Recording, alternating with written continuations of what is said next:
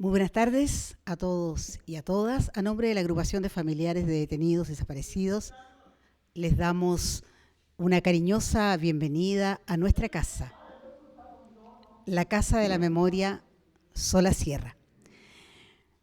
Nuestro seminario de hoy, que lleva por título Seminario FEDEFAM, Verdad y Justicia en América Latina, tiene que ver con que tenemos la convicción que resulta fundamental reafirmar y renovar la colaboración entre países y organizaciones hermanas. Compartimos con estas organizaciones la fuerza que nos ha dado la lucha en la búsqueda de nuestros familiares detenidos desaparecidos. Compartimos con estas organizaciones la convicción de que esta es una lucha política centrada en la búsqueda y la demanda permanente de verdad y justicia. Nos unen realidades que son distintas, pero que a fin de cuentas se concentran en una fuerza que es vital, la necesidad de encontrar a nuestros familiares, hermanas, hermanos, padres, madres, hijos, hijas, abuelos y abuelas, sobrinos. Han transcurrido decenas de años y sin embargo, en este momento histórico en que vemos el avance brutal de las derechas, cuya consistencia está basada en alerta, peligro, los migrantes son responsables de nuestros dolores. Alerta, peligro. Aquí hay que imponer la fuerza más allá de los discursos que ellos señalan que tienen los gobiernos progresistas, los estados que se sitúan en el marco del respeto a la democracia, que es fundamental el respeto a los derechos humanos para una convivencia sana. En este momento en que América Latina se ve imbuida de estos regímenes autoritarios, claramente con ribetes fascistas, es que decimos que es necesario y fundamental organizarnos nuevamente, estrechar estos vínculos y lazos y fundamentalmente aportar a esta construcción de una sociedad que tiene que colocar al centro las demandas de verdad, justicia, memoria y fundamentalmente la necesidad de que el mundo sepa lo que ocurrió con nuestros familiares. Junto a Judith Galarza de México y María Adela Antoloquets de Argentina, los cuales obviamente siempre saludamos a los compañeros de Argentina por lo que hoy día están viviendo de manera brutal bajo el gobierno de Milei, integrantes de la Federación Latinoamericana de Asociaciones de Familiares de Detenidos Desaparecidos, FEDEFAM, con la participación del profesor Edgardo Caravantes, quien era director del Centro de Estudios en Derechos Humanos de la Universidad de La Serena, además un permanente buscador de la verdad y la justicia para su hermano Horacio, y a Esther Araneda, representante de la FDD Concepción. Vamos a abordar este y otros debates para dialogar sobre cuáles son los desafíos, cuáles son los escenarios posibles y cuáles son las responsabilidades. Como cada vez que desarrollamos conversatorios o en este caso un seminario, cada una de las dos mesas va a estar presidida por nuestras máximas autoridades de la organización. En la primera mesa va a iniciar este trabajo nuestra compañera presidenta de la agrupación de familiares de detenidos desaparecidos, Gaby Rivera Sánchez. Gaby, la palabra para ella. Bueno, buenas tardes, bienvenidos a la Casa de la Agrupación, principalmente porque siempre nos gusta tener a las jóvenes y a los jóvenes aquí dentro de nuestro hogar, que ha sido por tantos años un refugio para cada uno de los familiares que hemos buscado por tantos años a nuestros queridos detenidos desaparecidos. Así que ha sido un gran compromiso desde la agrupación por esta verdad, por esta justicia que hemos buscado durante 50 años, 52 años ya, y hoy día en América Latina tenemos claramente, como dice Gloria recientemente, todo lo que está afectando y todo lo que ha ido imponiéndose en América Latina cuando teníamos la posibilidad de seguir buscando a cada uno de nuestros familiares. Este dolor nos hermana en América Latina y también nos hermana en el mundo entero, donde haya un detenido desaparecido, donde en algún lugar del mundo se esté torturando y haciendo desaparecer a un ser humano, estaremos el compromiso que tiene la agrupación de familiares detenidos desaparecidos. Así que muchas gracias y bienvenidos todos. Gracias, Gaby. Bueno, ¿cómo vamos a funcionar? Cada uno de nuestros exponentes tiene 15 minutos para poder desarrollar y abordar el tema. Y lo hemos dicho, libremente, desde cada perspectiva, pensando en cuál es el punto que ustedes quieren relevar y cuáles los elementos que quieren compartir con nosotros. Tenemos una formalidad que es mixta, porque las compañeras, tanto de México como de Argentina, no están presentes, van a estar a través de una plataforma. Entonces, estos 15 minutos vamos a iniciarlos con Judith Galarza. Ella es presidenta de la Federación Latinoamericana de Asociaciones de Familiares de Detenidos Desaparecidos, FEDEFAM. Ella es hermana de María Leticia, detenida desaparecida el 5 de enero de 1978. Bienvenida, Judith, a este seminario FEDEFAM, Verdad y Justicia. Muchas gracias. ¿Sí me escuchan? Sí. Perfecto. Bueno, primero quiero agradecer, ¿sí? La invitación a esta casa tan importante de la Asociación de Familiares de Detenidos Desaparecidos de Chile, a este seminario tan importante que ojalá arroje resultados positivos para continuar nuestra lucha. Seminario FEDEFAM, Verdad y Justicia en América Latina. Quiero saludar también a los ponentes y a las ponentes, Edgardo Caravantes, Lena Salamanca, Esther Araneda y mi querida María Adela. Hago llegar un saludo a todos y todos los que estén ahí presentes, y muy en especial a la presidenta de la Asociación de Familiares de Detenidos Desaparecidos de Chile, mi querida y estimada Gaby Rivero Sánchez. Indudablemente, la Asociación de Familiares de Detenidos Desaparecidos de Chile ha sido un ejemplo de resistencia y compromiso con la verdad y la justicia. Y también queremos comentarles que fueron varias compañeras chilenas las que aportaron un trabajo muy importante para la constitución de nuestra federación.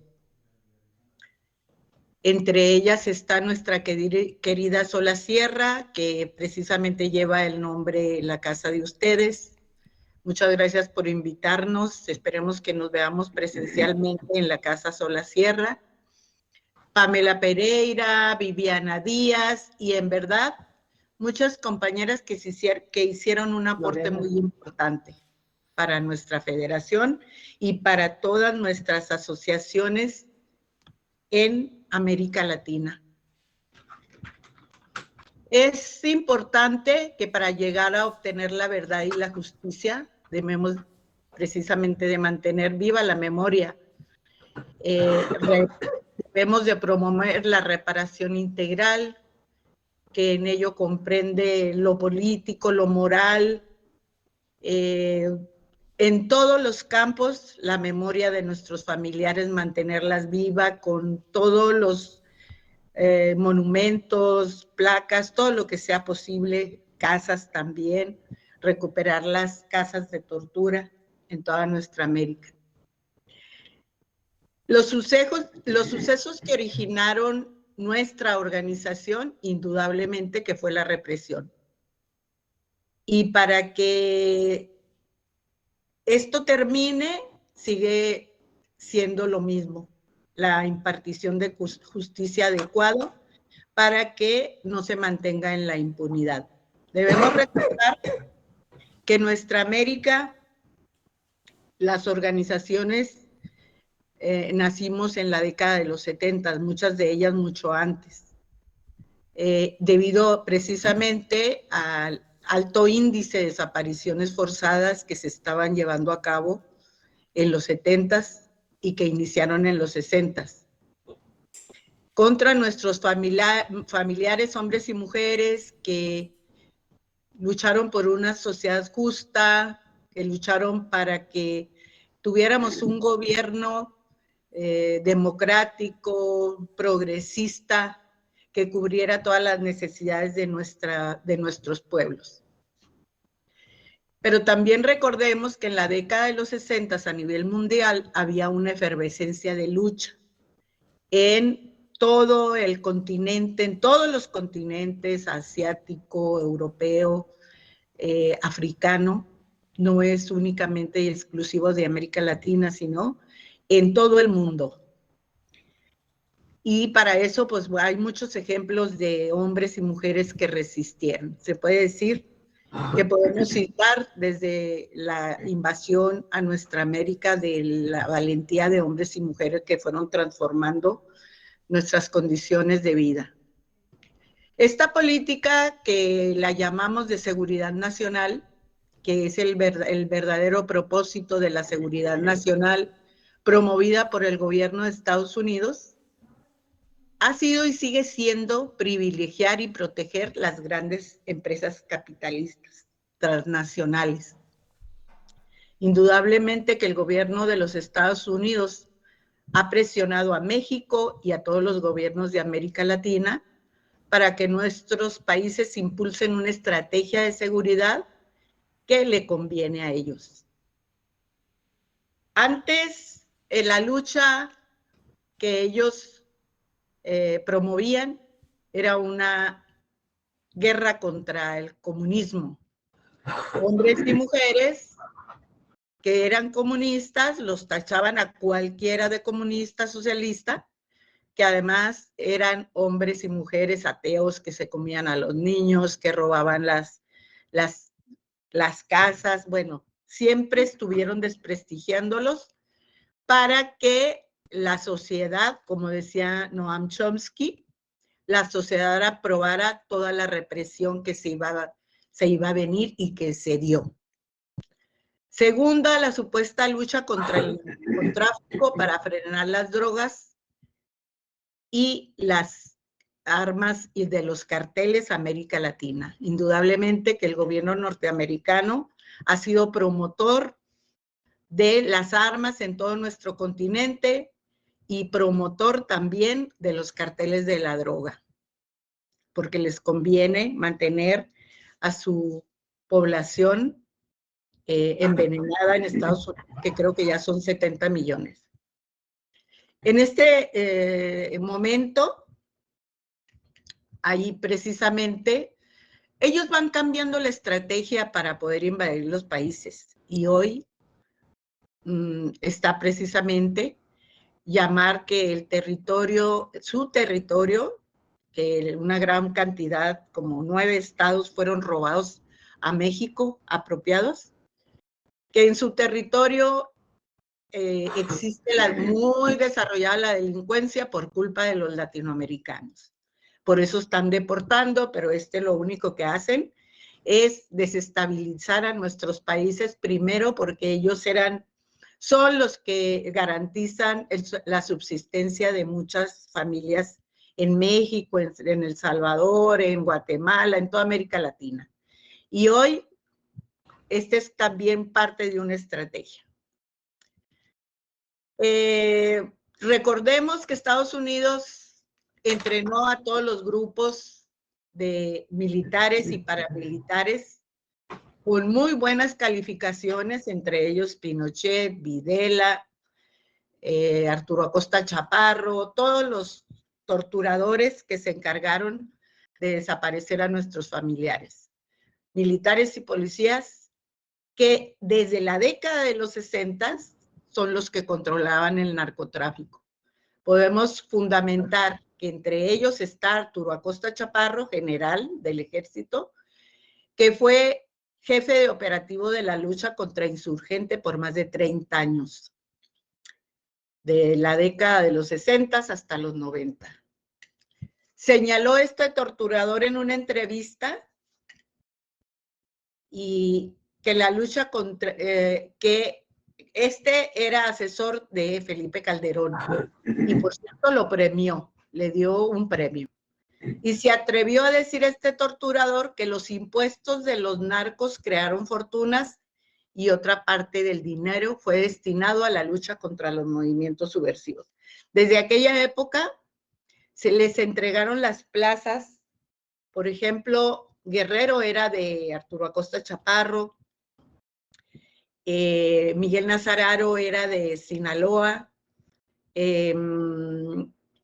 Varios responsables de integrar la desaparición, la Brigada Blanca, eran los encargados de el narcotráfico en nuestro país.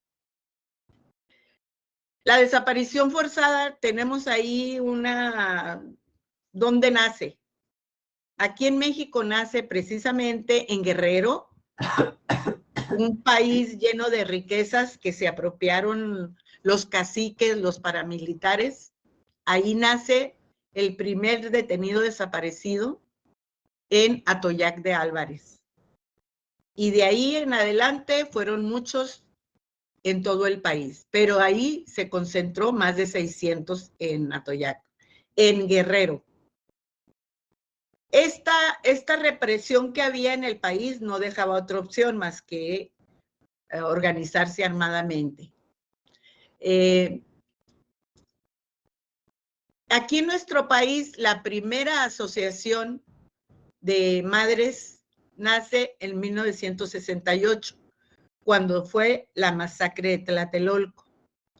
Nace el primer Comité de Defensa Física y Moral de los Presos Políticos, encabezados por varias madres, como la señora Sarmiento, que por cierto, la señora Sarmiento todavía vive, estuvo en un congreso en Nicaragua, el congreso que llevamos a cabo en Nicaragua, de FEDEFAM, la señora María Rodríguez de Ciudad Juárez, y la señora Tecla Parra, que ya falleció, y la señora Tecla, que fue detenida desaparecida posteriormente en la década de los 80.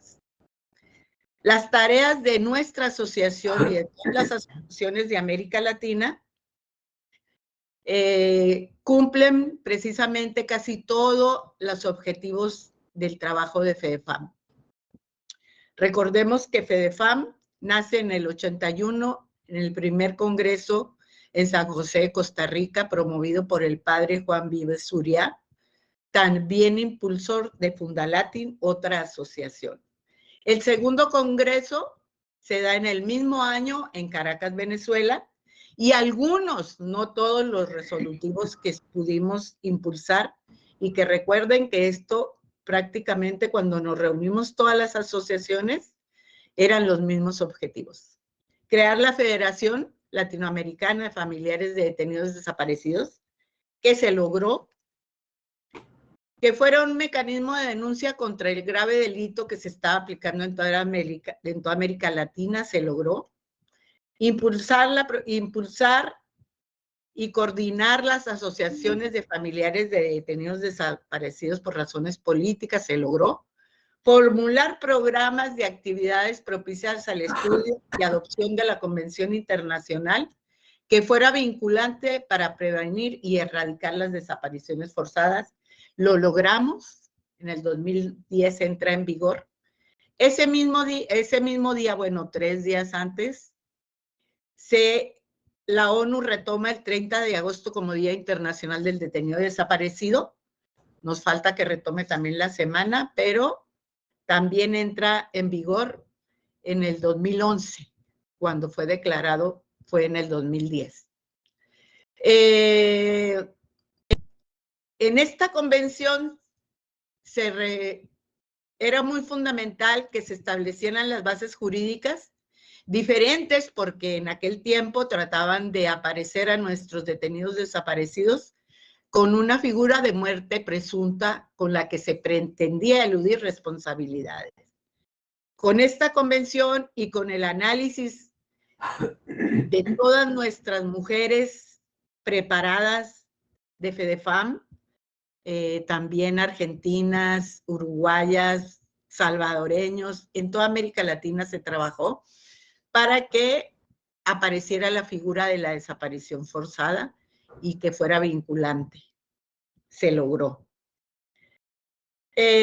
Contamos con más de 30 asociaciones de familiares en 14 países de nuestra América, madres y familiares de detenidos desaparecidos que fueron desaparecidos. Quiero compartirles esto. En Colombia está Claudia Patricia Monsalve, que fue detenida desaparecida junto con Ángel Quintero en el 2000. En Argentina, pues todo se sabe, las compañeras impulsoras de la Asociación de Familiares de Detenidos Desaparecidos, Madres de Plaza de Mayo, línea fundadora, que por cierto la mamá de María Adela también fue una de las impulsoras. Ellas fueron desaparecidas en 1977. Guadalupe Cepoyanco, desaparecida el 4 de enero de 1984 en Perú. También tenía familiares detenidos desaparecidos. Y en Guatemala, Rosario Godoy es desaparecida en 1985 junto con su hijo y su hermano Maynor René Godoy, al igual que Héctor Gómez Calixto, ambos miembros del grupo de apoyo mutuo.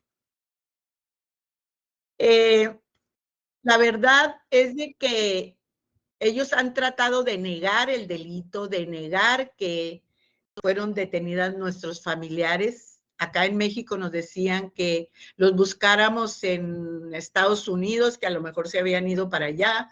Es muy conocido que en Argentina les decían las locas de Plaza de Mayo porque negaban que hubiesen sido detenidos. El negacionismo de hechos políticos represivos se refiere a la negación o minimización de la gravedad, existencia y consecuencias de acciones políticas represivas, como fue el genocidio, las dictaduras, las pseudodemocracias, y que busca presentar hechos como socialmente aceptables o justificar la represión. Recuerdo que decían, por algo se los llevaron, es que eran guerrilleros, es que pues si cometieron muchos delitos, robaron mucho. El negacionismo es la negación deliberada de hechos o eventos que son comprobados o históricamente documentados. ¿Cómo lo hemos vivido? Negaban que nuestros familiares los hubieran detenido desaparecido.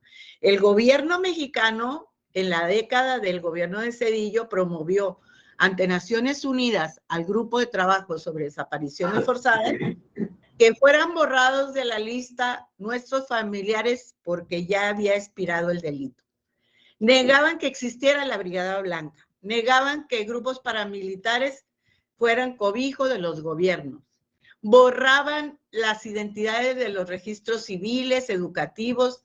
En la historia, el negacionismo puede implicar la negación o distorsión de eventos históricos importantes.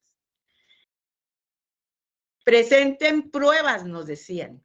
En muchos de los casos no teníamos ningún dato que pudiera comprobar que pudiéramos levantar la denuncia. En el caso de mi hermana, que fue detenida, desaparecida del 5 de enero de 1978.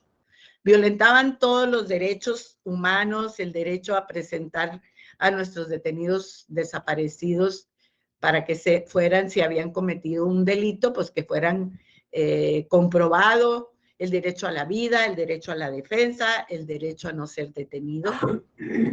Hemos avanzado mucho, sí, pero en cada país nos falta mucho. Lo principal no lo hemos logrado. Esto ha sido por goteo, que nos van presentando un desaparecido cada 10 años, X. El regreso de nuestros familiares detenidos desaparecidos continúa. Faltan muchos para llevar a juicio a los responsables, tanto materiales como intelectuales, y entre ellos está el gobierno de Estados Unidos. Toda esta fundamentación, espero y deseo que los gobiernos progresistas dejen de actuar con timidez y nos digan dónde están. Es muy mala experiencia que hemos pasado con tantos gobiernos progresistas que han pasado durante más de 30 años y aún no sabemos dónde están nuestros familiares. Dejo estas propuestas para las conclusiones del seminario. Primero, saludamos el Plan Nacional de Búsqueda que está impulsando el presidente Boric junto con los familiares de la asociación AFDD. Deseamos sinceramente que se obtenga el paradero de todas y todos nuestras detenidas desaparecidas. Otro punto es continuar la lucha por la presentación de nuestros familiares detenidos desaparecidos y cumplir el objetivo de FEDEFAM de hacer una lista a nivel de América Latina con nombre, apellido, fecha, lugar y responsables de las desapariciones forzadas. Tercero, impulsar un foro con autoridades de derechos humanos de los gobiernos para que verdaderamente se comprometan a impulsar acciones por la verdad, la memoria, la justicia y la lucha contra la impunidad. Y finalmente, debemos de promover reuniones para hacerle el llamado a los militares de América Latina para que terminen con el pacto de silencio. En verdad, muchas gracias, un abrazo y esperamos que el Congreso pueda realizarse en Chile o en algún otro país. Gracias. Muchísimas gracias. 20. Muchísimas gracias, Judith. Ella nos ha planteado ya varias preguntas y propuestas para poder, en la parte de las conclusiones finales, poder conversarlas y discutirlas.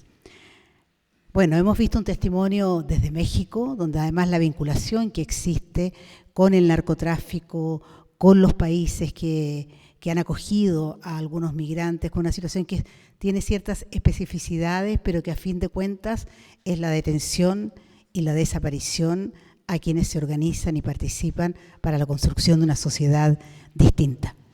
Vamos a continuar con el profesor Edgardo Caravantes. Él es magíster en Psicología Educacional, es doctor en Educación, con una sólida formación en Derechos Humanos y Memoria Histórica. Es autor de varios libros, entre otros Fragmentos de la Memoria, de Editorial que mantuvo el año 2005, Un cuento para Ernesto, de Editorial Cuarto Propio 2013, ha sido docente en la Universidad de La Serena y dirigió el Centro de Estudios en Derechos Humanos de la misma universidad. Él, desde hace años, busca a su hermano Horacio. Muchas gracias, Gloria. Buenas tardes a todas y todos. Un agradecimiento a la agrupación de familiares de detenidos desaparecidos de Santiago por haberme invitado. Cuando uno va a exponer en un seminario, tiene varias posibilidades por dónde empezar. Y uno piensa, ¿cuál es el hilo que tomo inicialmente? Y es lo que me ha sucedido a mí. Yo me imagino desde hace algunos años a América Latina como un gran campo de concentración. Los nazis en Europa crearon y sostuvieron campos de concentración en distintas zonas del viejo continente. Y hasta el día de hoy genera un impacto muy grande, que no es el mismo impacto que se producen o que puede producir cuando hablamos de los crímenes de lesa humanidad que se han cometido en América Latina. La constante histórica que ha habido en América Latina ha sido el crimen. Si uno lee los testimonios recogidos por cronistas españoles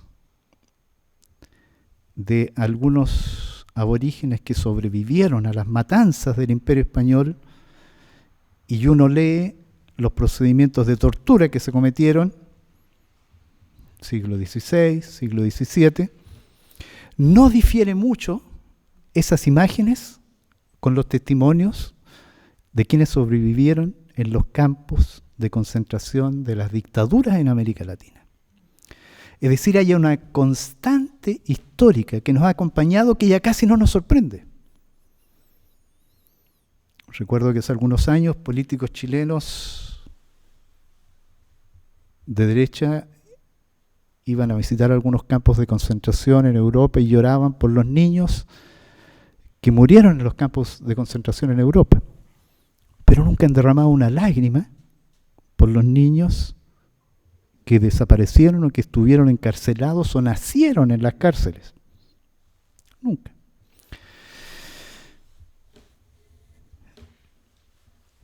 Miren,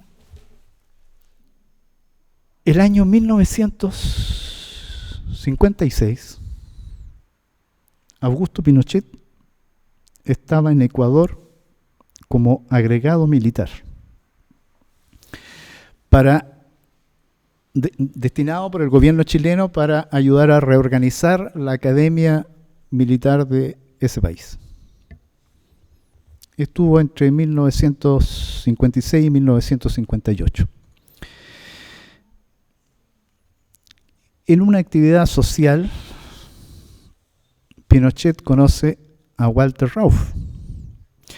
Walter Rauff, un criminal de guerra nazi, fue uno de los inventores de estos camiones de gases, ¿verdad?, a los que se subían prisioneros para asesinarlos.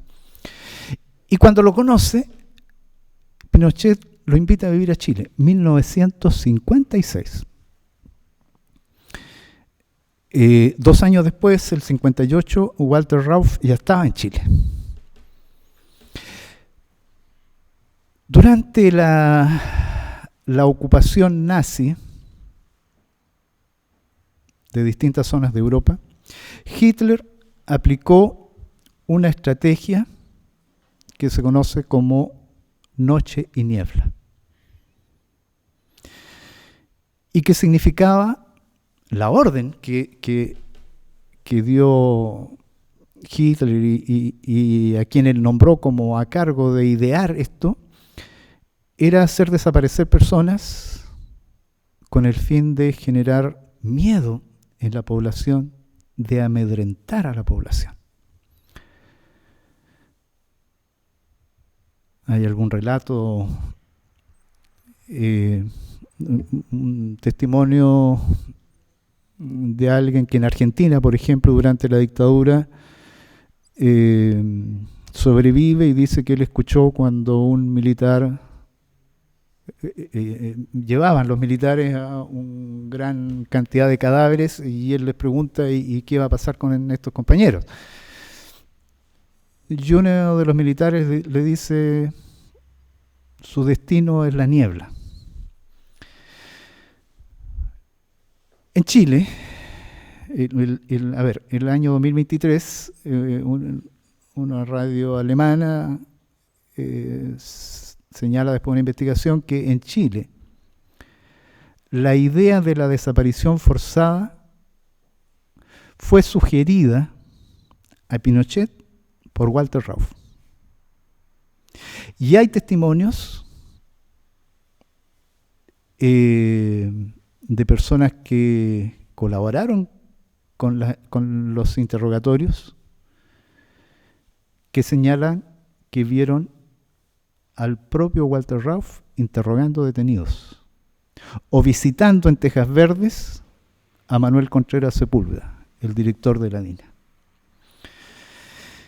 Digo todo eso porque me parece que una estrategia interesante contra el negacionismo es establecer los nexos necesarios entre una época y otra.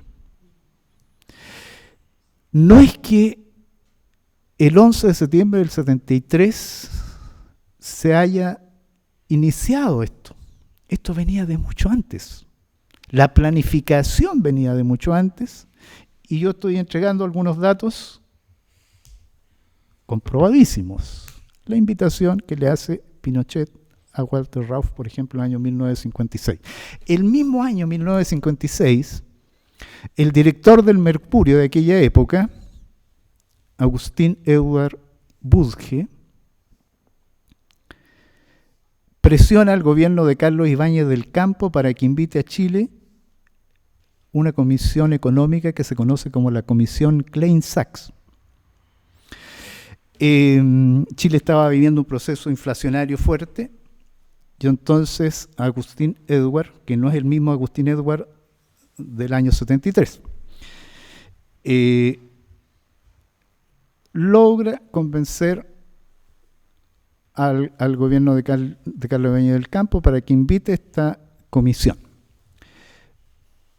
¿Cuál es la relación que tiene con lo que estoy planteando? Que esta comisión ya en ese entonces plantea una serie de medidas, después de estar 3 años trabajando en Chile, medidas que son las mismas que a partir del golpe de Estado de 1973 empiezan a aplicar en Chile los Chicago Boys, los neoliberales. En Europa, un año antes del inicio de la Segunda Guerra Mundial, hay un encuentro en París que se conoce como el Coloquio Lippmann, donde se juntan varios académicos, periodistas de tendencia neoliberal. Posterior al término de la Segunda Guerra Mundial, en una localidad en Suiza, Montpellier, se vuelven a juntar y forman la Sociedad Montpelleriana, que tiene como objetivo crear un orden mundial neoliberal.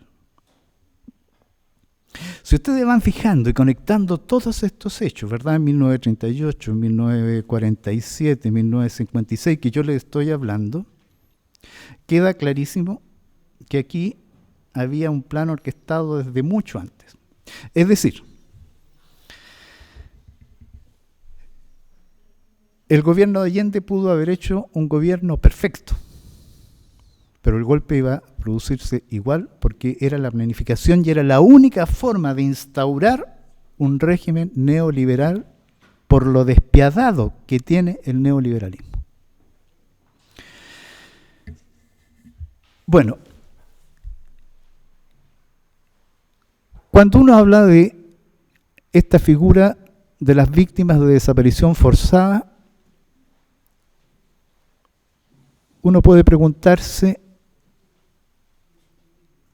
si la visión lineal del tiempo que tenemos propia de la modernidad es correcta. Hablar de los detenidos desaparecidos y detenidas desaparecidas implica darse cuenta que no hay pasado, presente ni futuro. Siempre, así en términos muy, muy cotidianos, ¿verdad? Uno dice el pasado está ahí atrás, el presente aquí y el futuro allá. Y entonces en el negacionismo dicen, pero ¿para qué seguir abriendo heridas? Si esto es cosa del pasado. Varias de las compañeras que están acá, que tienen la fotografía de sus familiares, están viviendo hoy día. No hace 30 años, hoy día están viviendo la ausencia de sus familiares. Si yo le digo a mis sobrinas, que ya tienen 40 y tantos años, 50 años, que esto ya es cosa del pasado, o si alguien les dice a ella esto es cosa del pasado, ellas van a decir no, es cosa del presente. Entre paréntesis, cuando a mi hermano lo detienen con mi cuñada, lo detienen también con la hija de 2 años, que también estuvo en cautiverio.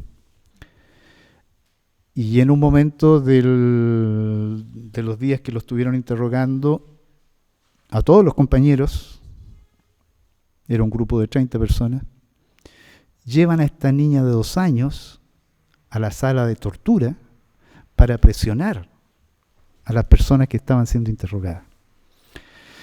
Por otra parte, mi cuñada, que fue también detenida, además estaba embarazada y en cautiverio. Dio a luz a 2 niñas, eran gemelas, son gemelas.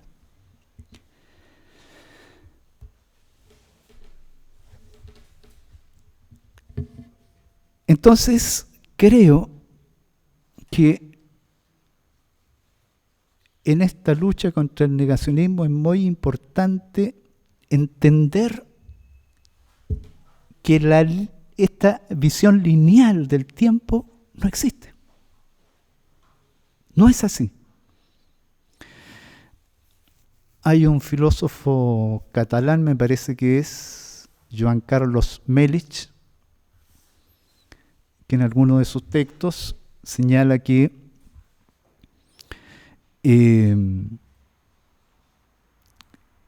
la memoria no es viajar al pasado, sino que ese pasado se trae al presente. Y se trae al presente para mirar el futuro, dice Carlos Melich, en el sentido de que hoy, en este presente, a donde hemos traído la memoria, se está construyendo la sociedad que queremos. Nos dicen, pero ¿y para qué abrir heridas? ¿Para qué recordar? No es solo el derecho que tiene cada persona de saber qué pasó con su familiar, sino que además tiene que ver con una demanda ética de construcción de una sociedad verdaderamente democrática. Fíjense que es muy curioso que uno diga tengo que luchar por la memoria. Tenemos que luchar por la memoria, si el ser humano es memoria. De hecho, cuando un ser humano pierde la memoria no puede funcionar en el mundo. La persona que tiene Alzheimer, por ejemplo. A las personas que tienen Alzheimer les han hecho escuchar música que era significativa para ellos cuando eran jóvenes y las personas como que vuelven a conectarse con el mundo. Eso mismo pasa con las sociedades. Es decir, una sociedad que niega lo ocurrido es una sociedad enferma.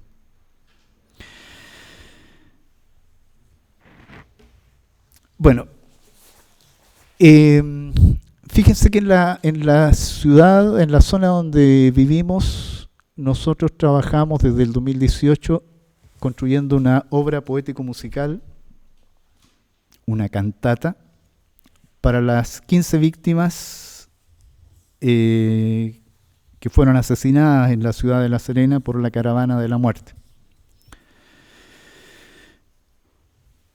Más que centrarnos en los crímenes, más que centrarnos en la tragedia, que por supuesto también se toca en la obra, nos interesó centrarnos en lo que estas personas fueron en vida.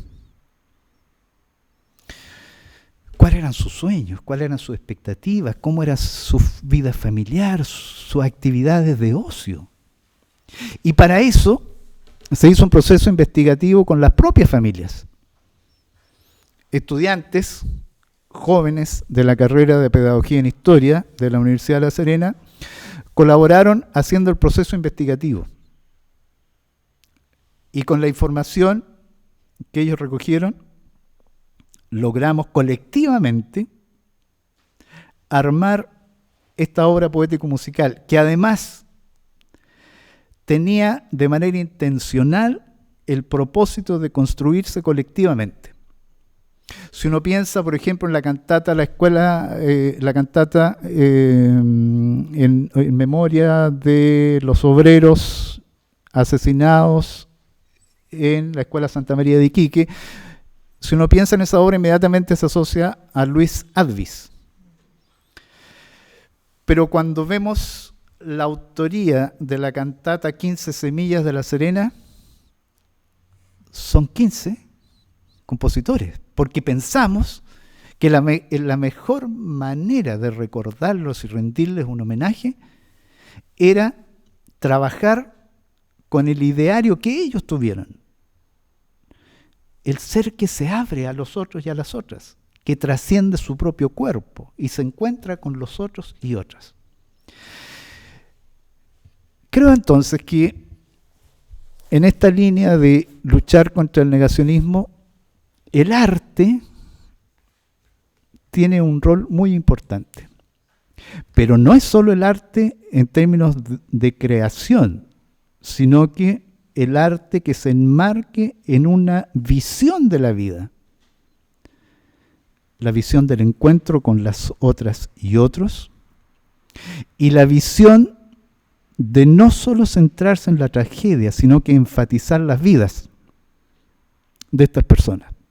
Por ejemplo, en una de las canciones de esta obra, Jorge Osorio, uno de los fusilados, cuando se construye el texto y vemos la investigación que hicieron los estudiantes, alguien de la familia dijo que a él le gustaba el equipo de Colo-Colo, que usaba una chasquilla y cuando caminaba en la calle había viento, la chasquilla se le volaba, que le gustaba mucho leer, o un obrero de Ovalle, Óscar Cortés, que era autodidacta, no había ido nunca a la escuela, pero él por su cuenta aprendió a leer, a escribir y se preparó para ayudar a las otras personas y construyó comités de los sin casa en Ovalle. Entonces, pensar el arte como una posibilidad también de mantenerlos vigentes en lo que fueron en vida.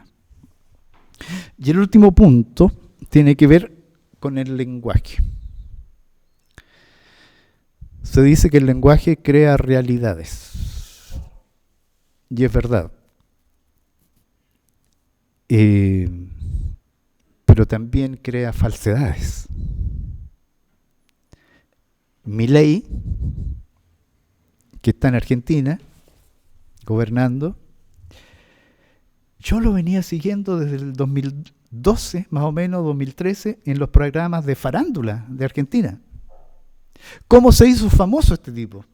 Porque insultaba a medio mundo. Entonces lo invitaban a los programas porque él se refería a las demás personas con groserías. Es como extraño, ¿verdad? Pero eso a los canales de televisión les daba, como dicen, rating, entonces lo invitaban. Y miren cómo tiene Milei hoy día a los argentinos. Miren cómo tiene Trump a los propios estadounidenses, con tropas en las calles, coartando sus derechos. Entonces también creo que el lenguaje es otra posibilidad de trabajar contra el negacionismo en la medida en que hagamos consciente ese lenguaje y no seamos ingenuos ante el lenguaje. Nos dicen, vivimos en una democracia. Yo vengo trabajando desde hace unos 4 años en la idea de que no vivimos en una democracia. Que el mundo no se mueve entre dos polos, dictaduras y democracia. Que entre los dos polos hay un punto intermedio que son los sistemas híbridos, que tienen sus propias peculiaridades. Entonces, si a mí me dicen vivir en un sistema democrático, yo puedo decir, estamos re bien, pues. ¿Para qué vamos a seguir luchando por la salud, por la educación, si estamos en una democracia? No, no estamos en una democracia. Pero nos hacen creer que vivimos en una democracia a través del lenguaje. Y ese entonces otro punto. Fíjense que hay cosas que nos dicen y que nosotros ingenuamente las aceptamos. Cada vez que hay elecciones nos dicen hay que celebrar la fiesta de la democracia. O sea, nos dicen, son caras de palo, nos dicen esto es una fiesta. En una fiesta las cosas no son serias, son chacoteras. O hay que participar del juego de la democracia. Esta cuestión es un juego, vamos a jugar todos. No nos creamos las palabras que nos dicen, los conceptos que utilizan de buenas a primeras. Aprendamos, como dice un amigo mío, profesor de filosofía, a que las palabras tienen algo subyacente que dice más de lo aparente. O que lo que no se dice a veces es más fuerte de la palabra dicha. Muchas gracias.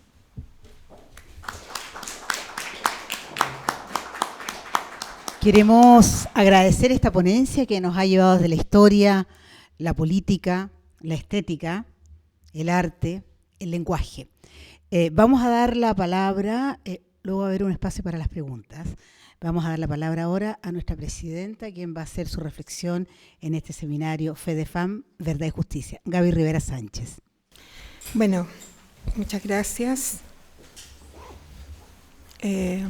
Escuchar a las compañeras, escuchar a Judith, escuchar a Edgardo y saber y y reconocernos en esas palabras toda la historia de lo que ha significado esta búsqueda. Porque ¿no se escucha, dice? No se escucha. ¿Se escucha o no? ¿Aló? ¿Se escucha? Ya. Bueno, voy a volver a decir, agradecer a Judith, una querida y estimada compañera que conocí en Argentina, en una de las reuniones de FEDEFAM, y también a Edgardo, que en esas sentidas palabras, en ese sentido compromiso que hemos tenido, y es el sentimiento que tienen cada uno de los familiares de los detenidos desaparecidos. Ninguna de las palabras que usaron los compañeros está ausente de nuestro lenguaje.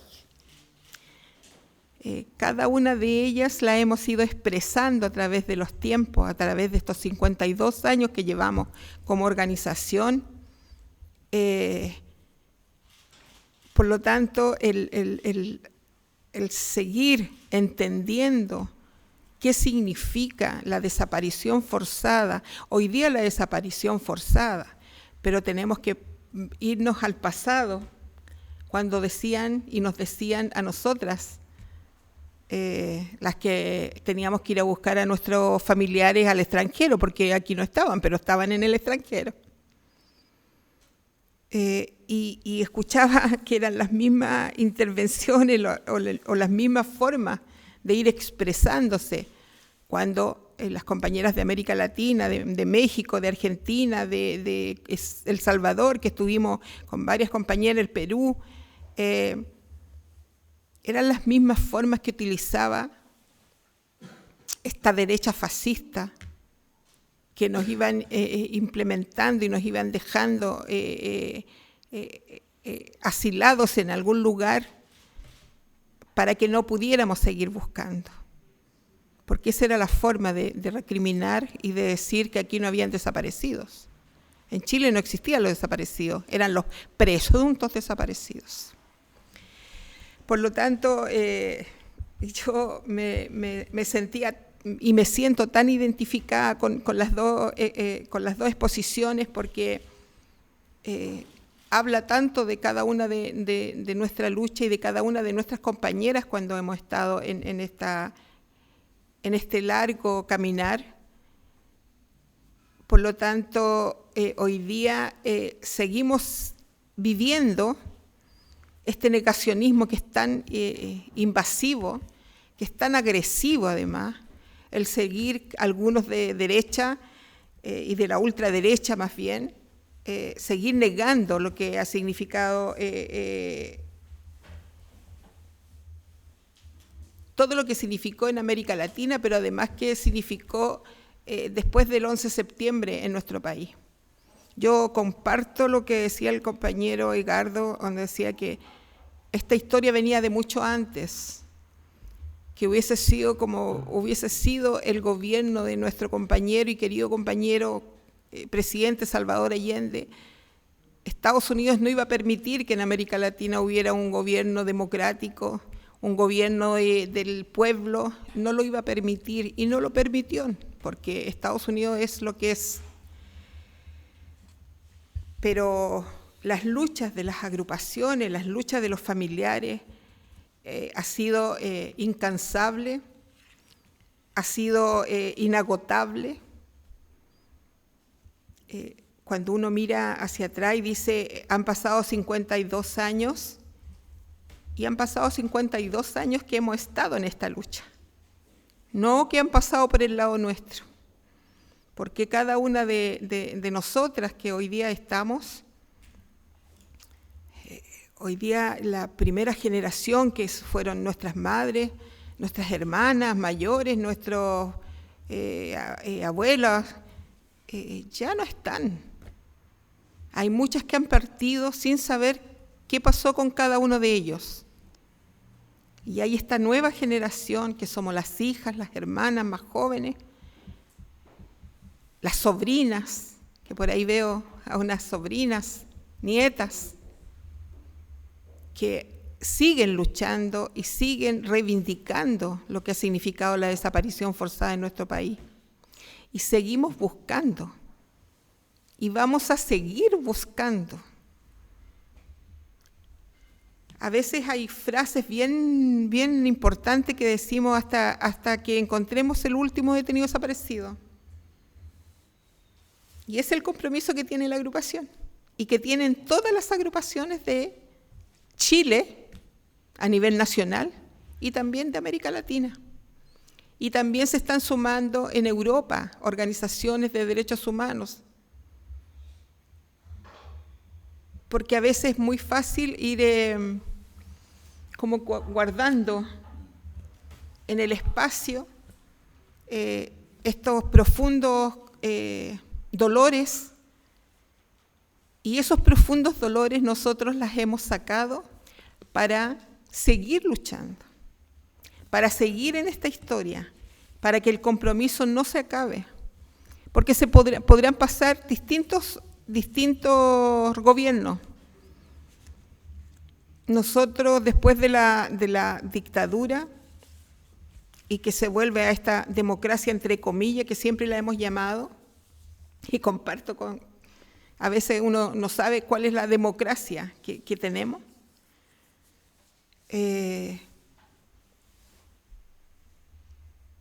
no han tenido la voluntad política de hacerse cargo de lo que significa la desaparición forzada o la desaparición de miles de compañeros chilenos que han pasado por esta historia. Han habido poquitos gajos, digo yo, de justicia, pero han sido porque las agrupaciones han estado en la lucha, porque las agrupaciones han seguido escuchando, han seguido exigiendo a los gobiernos de turnos que no se puede olvidar, no debemos olvidar.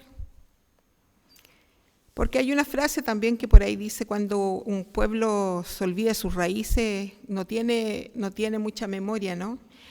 Y la memoria es parte de esta historia y tiene que ser reivindicada como lo que es.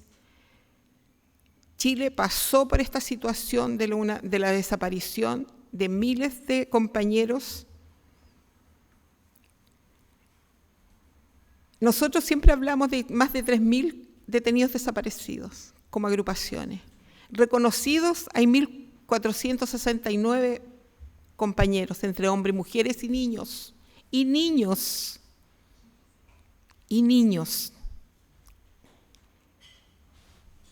Y hemos encontrado, con la lucha de las agrupaciones, 376 compañeros y compañeras. 370 personas que hemos logrado saber y darles un lugar y darles nombre, porque hemos pasado por Patio 29, hemos pasado por varias instancias. Hemos pasado porque hubieron muchas tumbas donde había más de 3 personas. Porque no sé si se acuerdan, porque había que ahorrar. Ese era el lenguaje de Pinochet. Hoy la derecha avanza sin vergüenza ni temores. Avanza en esto del negacionismo porque no acepta una realidad vivida por este país. Ya no tiene que ver con los gobiernos, ya no tiene que ver con las personas que viven y que vivieron en este país, que eran chilenos y chilenas, como dije recién, que eran hombres y mujeres y niños, que un día los tomaron detenidos y nunca más los vimos. Es decir, no sé si es el contexto de que cuando a alguien se le desaparece algo, aquí estamos hablando de seres humanos, y nunca más los vimos. Esa frase queda como como la sensación de que pareciera que no existieron. Y sí, eran papás, eran hermanos, eran mamás, abuelas, tíos, tías. Eran nuestras familias. Nuestras familias. Así que la agrupación siempre va a tener ese compromiso y definir siempre una postura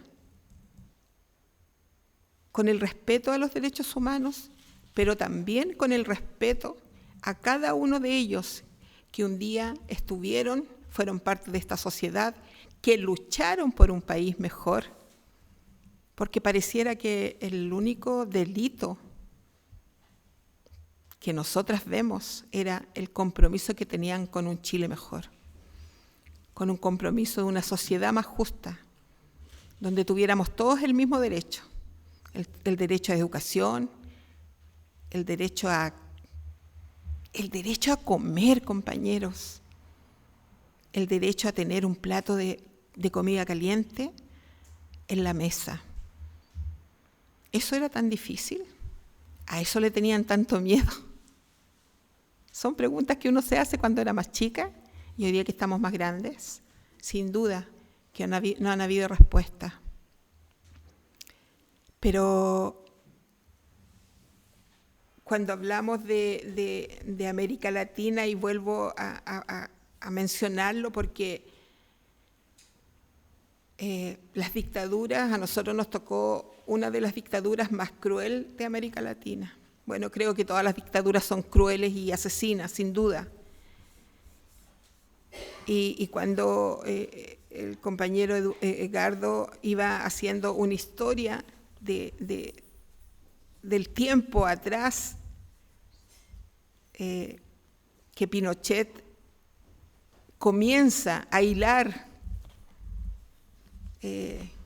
lo que significaba, no sé si con las palabras precisas como la desaparición forzada, pero sí cómo íbamos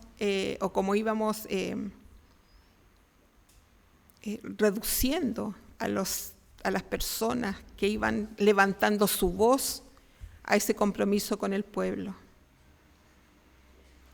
De verdad que esta historia ha sido muy difícil, muy dolorosa, pero también siento que, y así lo quiero expresar, y creo que mis compañeras me pueden avalar en esto, de sentirnos tan orgullosas de cada uno de ellos por ese compromiso y por también esa lucha. Y aquí voy a decir algo muy personal. Yo recuerdo en el tiempo cuando estábamos, y digo estábamos porque igual uno era chica, pero también estaba ahí entre medio de los papás cuando se hablaba de la unidad popular, que venía este movimiento tan importante, y era cómo veíamos de felices, por lo menos en mi experiencia, y la cuento siempre porque para mí es muy importante, cómo veíamos felices a nuestros papás, de que estaban luchando por otro mundo que iba a ser posible. Y al escuchar la historia, uno dice, esto no tenía por dónde salvarse, porque Estados Unidos y el fascismo no permitirían que un gobierno del pueblo y para el pueblo sería posible. Y hoy día, con más fuerza y con más compromiso, reivindicamos esos también, porque también es nuestro derecho de reivindicar esos pensamientos, ese compromiso de ellos y hoy día nosotras y nosotros, de levantar este movimiento contra la impunidad, por la verdad, por la justicia, por la memoria.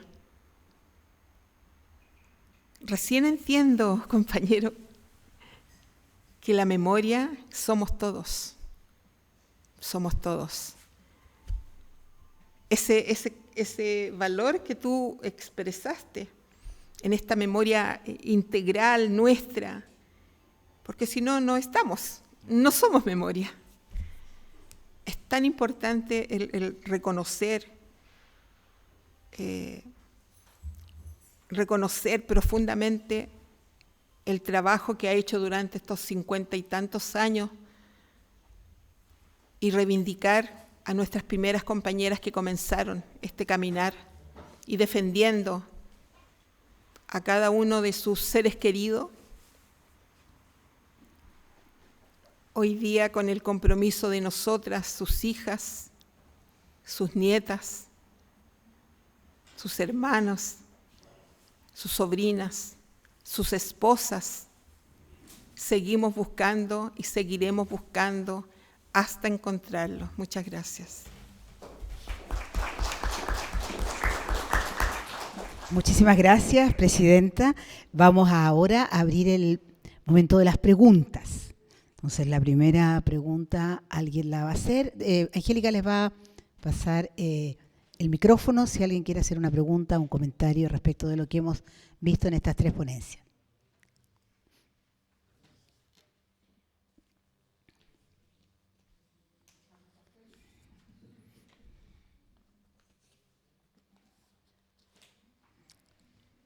Bueno, vamos entonces. Aquí nosotros hemos recogido... ¿Ahí? Sí.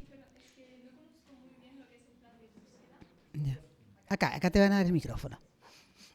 Gracias. No conozco muy bien lo que es el plan de búsqueda y quería saber cómo funciona en relación con la agrupación, cómo se relacionan y trabajan juntos. Bueno, mira, el plan de búsqueda fue impulsado por el presidente Gabriel Boric hace un año, más o menos, que se decreta. Es un decreto presidencial, no es una ley, que es lo que nosotros también estamos luchando, porque sea una ley y no sea solo un decreto. El decreto quiere decir que se puede ir el gobierno y el plan de búsqueda puede quedar ahí y no seguir. Por eso que estamos luchando para que esto sea una ley. ¿En qué consiste y cuál es el sentido del plan de búsqueda? El plan de búsqueda tiene por objetivo saber qué pasó con cada uno de los detenidos desaparecidos y ejecutados políticos sin entrega de cuerpos, ¿ya? Y esto hay una mesa, hay varias mesas que se han hecho con respecto a lo que va involucrando, que tiene que ver con ir sabiendo los nombres completos, dónde fueron y hechos desaparecer, cuál fue que todavía no llegamos a eso. Se está investigando, se está viendo las posibilidades, donde hay lugares específicos que pudieron estar enterrados clandestinamente los compañeros, y todo eso es avalado en este sentido por el Estado de Chile, que fue y que tiene que ser, porque el Estado de Chile es el que hizo desaparecer a nuestros familiares. Pero principalmente es una labor y es un compromiso que ha hecho el presidente Boric con el mundo de derechos humanos. Y hoy día, como agrupación, también estamos trabajando en ese plan, porque sabemos que es el derecho que tenemos como familiares, saber toda la verdad, y en ese proceso que hay un proceso que todavía no se termina, pero estamos caminando hacia el objetivo central, que es saber qué pasó con cada uno de ellos. Bueno, vamos a hacer ahora una brevísima pausa, porque bueno, acá en Chile les queremos contar a nuestras compañeras en México y en Argentina que hoy día ha sido un día muy helado, con mucha lluvia. Así que vamos a tomar una pequeña pausa de 5 minutos para tomar un café y continuamos, ¿ya? Gracias.